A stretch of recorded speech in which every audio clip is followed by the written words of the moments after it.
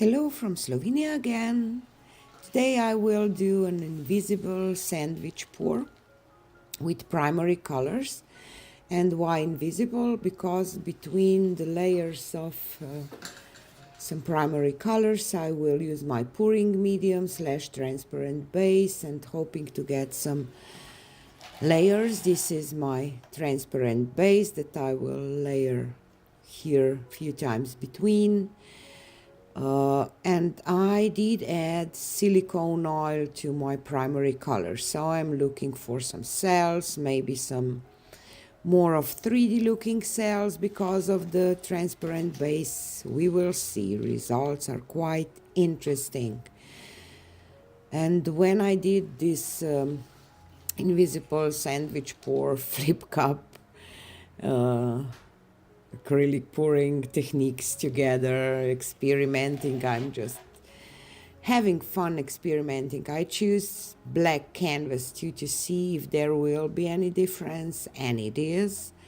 One of my viewers mentioned that in the comments too, so I always read your comments. I can't answer every time, or I don't know, just heart it, but I do read them, and I try to listen to your ideas. So yeah, this was a fun one, a good one, an interesting one. And now I forgot, did I mention after I did a flip cup, spread it out, torch it, looking to the cells and composition, I decided to do a marble roll. I didn't do quite some time, and I really like the outcome, so I will let you listen to some music, relax, and talk to you again with the dried results.